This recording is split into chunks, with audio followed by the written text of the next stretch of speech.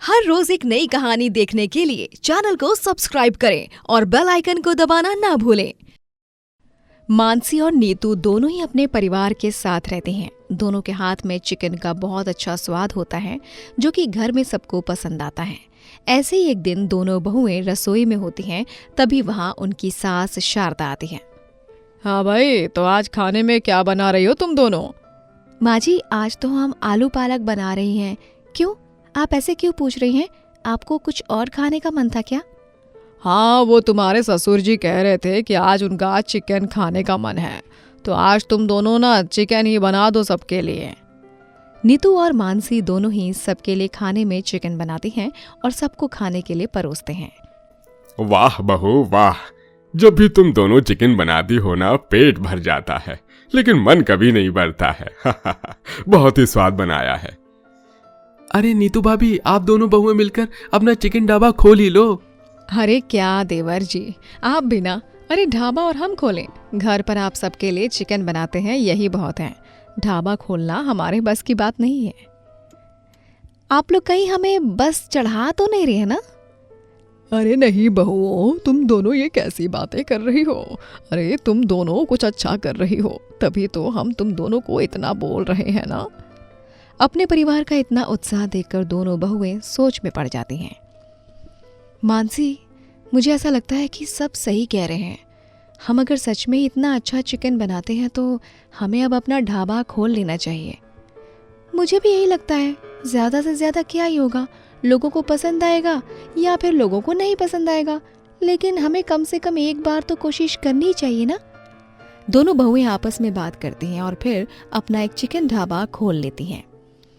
लो, ढाबे का शुभारंभ तो हो गया है, अब बस तुम दोनों ईमानदारी से अपने इस ढाबे को चलाना। माँ जी, आप चिंता मत कीजिए, हम ढाबे को बहुत ही ईमानदारी के साथ चलाएंगे। दोनों बहुएं अब ढाबे में काफी ईमानदारी से काम करती हैं। अरे चिकन बिरयानी है क्या?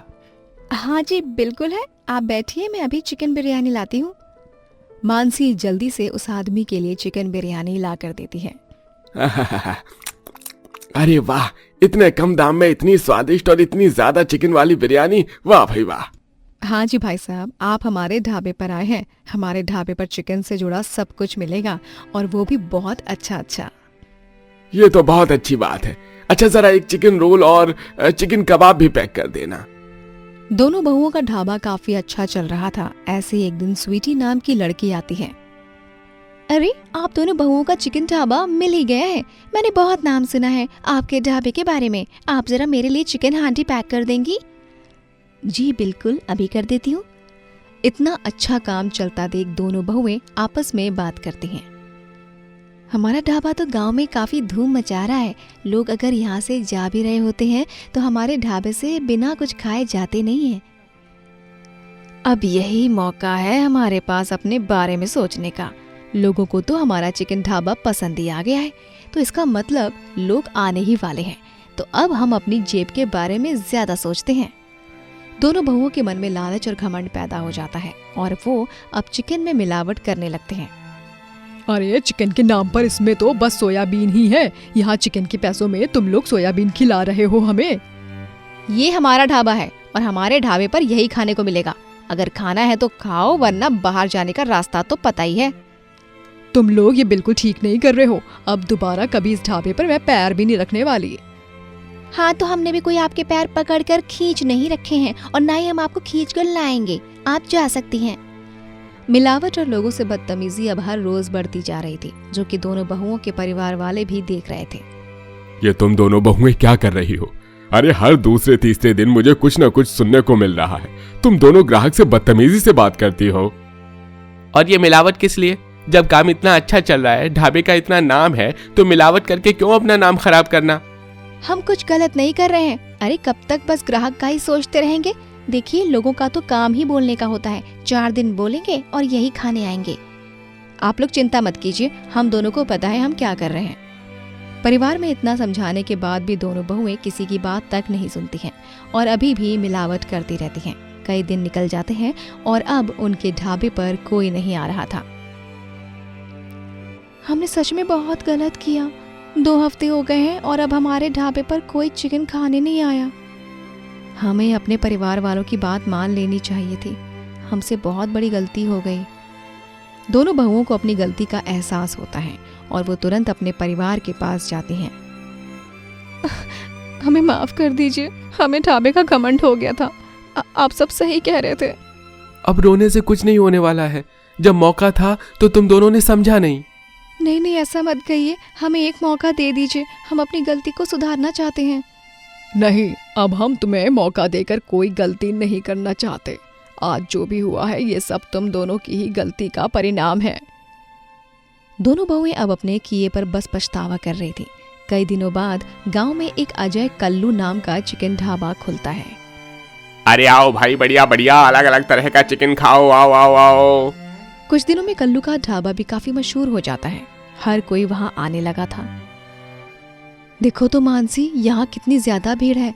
एक समय था जब हमारे ढाबे के बाहर भी इतनी भीड़ हुआ करती थी। हाँ, लेकिन अब कोई फायदा नहीं है ये सब सोचकर। अब वो दिन वापस कभी नहीं आ सकता। हाँ, चलो हम घर चलते हैं। दोनों बहुएं घर वापस आ जाती हैं। ऐसे ही कई दिन निकल जाते हैं। कुछ दिनों बाद दोनों बहुएं कल्लू के ढाबे से गुजर रही होती हैं। तभी वो उनकी नजर ढाबे की रसोई में जाती है। ये गया सोयाबीन और ये गया खराब मुर्गा।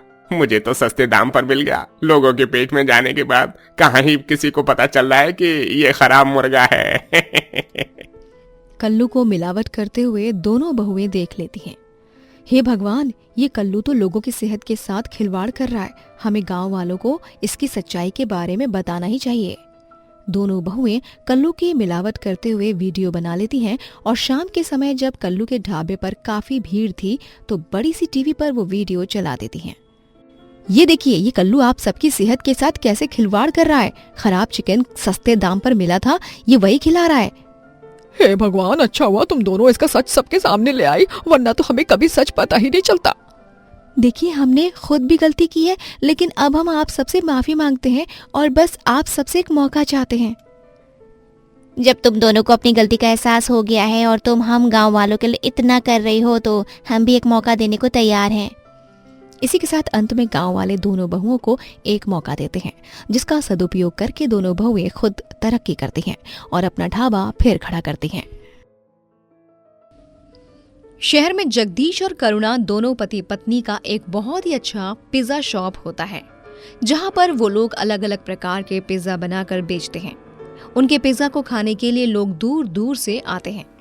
अरे वाह, ये मखनी पनीर पिज्जा तो एकदम लाजवाब है। इसे खाकर तो दिल खुश हो गया जी। अरे हाँ हाँ, इस पिज्जा शॉप के सारे फ्लेवर्स वाले पिज्जा काफी स्वादिष्ट और कमाल के हैं। ये मैक्सिकन पिज्जा भी बहुत मजेदार है। मैं और 2 मैक्सिकन पिज्जा पार्सल लेकर जाऊंगा। ओके, ठीक है सर, मैं पैक कर देती हूँ। आते रहिए हमारी शॉप पर, और हाँ, इंटरनेट पर हमारी शॉप को अच्छी रेटिंग भी दीजिएगा और साथ ही अपना प्यारा सा फीडबैक भी दे दीजिएगा। अरे हाँ हाँ, क्यों नहीं जगदीश भाई, जरूर देंगे हम फीडबैक और रेटिंग्स। अरे ये कहने की कोई जरूरत नहीं है भाई तुम्हें।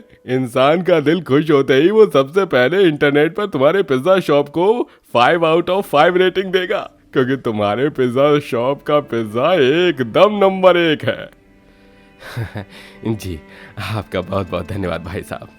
सब कुछ सही चल रहा होता है। जगदीश और करुणा का पिज्जा शॉप काफी तरक्की कर रहा होता है, लेकिन ये सब पड़ोस के पिज्जा शॉप के ओनर मिथुन से ना तो देखा जाता है और ना ही सहा जाता है। वो गुस्सा होकर अपने आप से कहता है, अरे इन लोगों के मियाँ बीवी की ऐसी की तैसी, नाक में दम करके रख दिया है इन्होंने मेरे। इनके पिज्जा शॉप के कारण कोई भी मेरे पिज्जा शॉप पर पिज्जा खाने नहीं आ रहा है। इन दोनों के कारण ही मैं कंगाल होते जा रहा हूँ, लेकिन मैं अब और ऐसा नहीं होने दूंगा। मैं ऐसा कुछ करूंगा जिससे ये दोनों मियाँ बीवी खुद ब खुद यहाँ से अपना शॉप बंद करके चले जाएं। मिथुन अब जगदीश और करुणा के शॉप को बंद करवाने की साजिश के बारे में सोचने लगता है और वो एक दिन चुपके से उनके शॉप में घुसकर सारे फ्रेश सामान को एक्सपायरी डेट वाले सामान से बदल देता है।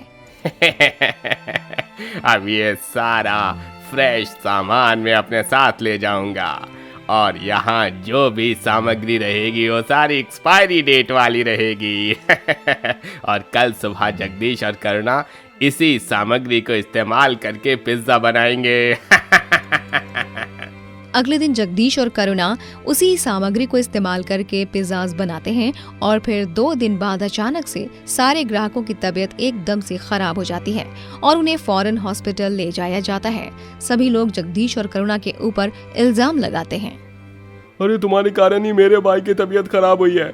तुम्हारे दुकान का घटिया और सड़ा हुआ पिज्जा खाकर ही उसे फूड पॉइजनिंग हुआ है। और नहीं तो क्या, इसी पिज्जा शॉप के पिज्जा को खाकर सबको फूड पॉइजनिंग हुआ है। अरे चंद पैसों के लालच के लिए तुमने सारे मासूम लोगों की जान को खतरे में डाल दिया।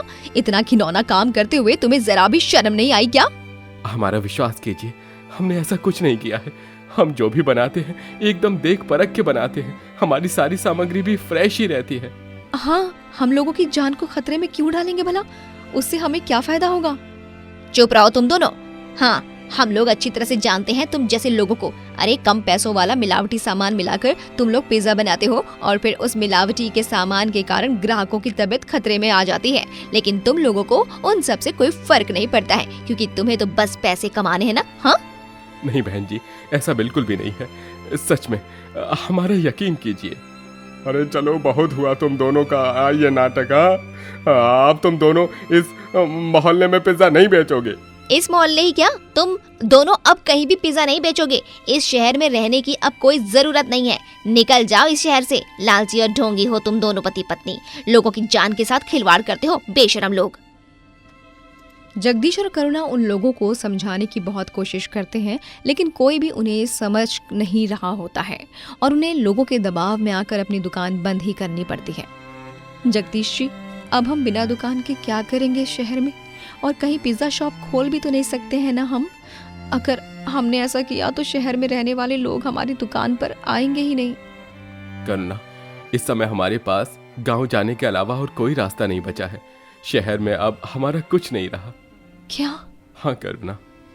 करुणा और जगदीश को ना चाहते हुए भी शहर छोड़कर गांव जाना पड़ता है। गांव जाकर अब वो सब कुछ अपने दादाजी को बताते हैं। तभी दादाजी उन्हें कहते हैं, अरे करुणा बहू, जगदीश बेटा, मुझे तुम दोनों पर पूरा भरोसा है कि तुम दोनों ऐसी हरकत कर ही नहीं सकते हो। लेकिन अब जो हुआ सो हुआ। अब अतीत को भूलकर भविष्य में जाना ही सही रहेगा। मेरे पास कुछ पैसे पड़े हैं जगदीश बेटा, तो उन पैसों से अब गांव में ही अपना एक बढ़िया सा पिज्जा का ढाबा खोल दे। क्या? पिज्जा ढाबा? हाँ, सही सुना तुम दोनों ने। पिज्जा ढाबा। इस गांव के लोग पिज्जा को बहुत पसंद करते हैं और उसे खाने के लिए उन सभी को शहर तक जाना पड़ता है। हमारे गांव से शहर तक जाने के लिए पूरे 4 घंटे लगते हैं। ऐसे में अगर तुम दोनों मियाँ बीवी यहाँ गांव में ही अपना पिज्जा ढाबा खोलोगे तो सारे गांव वासी शहर की तरफ जाने की जगह तुम दोनों के ढाबे पर ही पिज्जा खाने आया करेंगे। हाँ दादाजी, यह बात तो आपने बिल्कुल सही कही। हाँ दादाजी। आपका बहुत बहुत धन्यवाद दादाजी। अब हम दोनों वही करेंगे जो आपने कहा है। जगदीश और करुणा दादाजी की बात मानकर अब गांव में ही अपना पिज्जा ढाबा खोलते हैं और उनके पिज्जा ढाबा पर वो तरह तरह के पिज्जा बेचते हैं, वो भी एकदम किफायती दाम पर। गांव में खुला हुआ ये अनोखा पिज्जा ढाबा देख सभी चकित रह जाते हैं और आकर्षित होकर सभी गांव वाले उस पिज्जा ढाबे पर पिज्जा खाने आने लगते हैं। अरे वाह वाह, क्या बात है! ये पिज्जा तो एकदम शहरी पिज्जा की तरह है। मजा ही आ गया कहिए। आहा, मैं तो एक और खाऊंगा। अरे अब हमारे गांव में ही पिज्जा मिलने लगा है। अब तो हम रोज ही यहाँ आकर पिज्जा खाएंगे। बड़ा स्वादिष्ट लगा है ये पिज्जा। जी क्यों नहीं काका जी, जरूर आइएगा। हमारे ढाबे पर एकदम कमाल का पिज्जा मिलेगा, जो स्वाद और दाम दोनों में एकदम मस्त और जबरदस्त है। एक बार आएंगे तो बार बार आने का मन करेगा। अरे एकदम सही बात कही है तुमने बेटा। अब तुम्हारे ढाबे का पिज्जा खाकर तो हमारा भी बार बार आने का मन करने लगा है। हमने तो कभी सोचा ही नहीं था कि जो पिज्जा शहर में मिलता है वो गांव में भी मिलेगा, लेकिन अभी ये देखकर दिल खुश हो गया बेटा। मजा ही आ गया ये पिज्जा खाकर। आज तक का सबसे बढ़िया पिज्जा है ये। धन्यवाद काका जी। लीजिए ना, और लीजिए, आराम से पेट भर कर खाइए, वो भी अच्छे से मजे लेते हुए। हाँ हाँ जरूर। इस तरह गांव में करुणा और जगदीश का पिज्जा ढाबा चंद दिनों में ही बड़ी तेजी से चल पड़ता है और खूब नाम कमाता है। वहीं शहर में रह रहे उस क्रूर मिथुन को जगदीश और करुणा को बर्बाद करने के बाद भी कुछ हाथ नहीं आता है, क्योंकि ग्राहक जगदीश और करुणा के जाने के बाद भी मिथुन की पिज्जा शॉप पर पिज्जा खाने आते ही नहीं हैं, क्योंकि उन्हें वहां का स्वाद ही नहीं पसंद होता है और मिथुन के हाथ केवल हार ही आती है और जगदीश और करुणा गांव में जाकर 2 गुना 3 गुना प्रतिशत तरक्की करते हैं। दोस्तों, अगर आपको ये कहानी पसंद आई तो लाइक करें, शेयर करें और कमेंट करके बताएं कि कहानी में आपको सबसे अच्छा क्या लगा।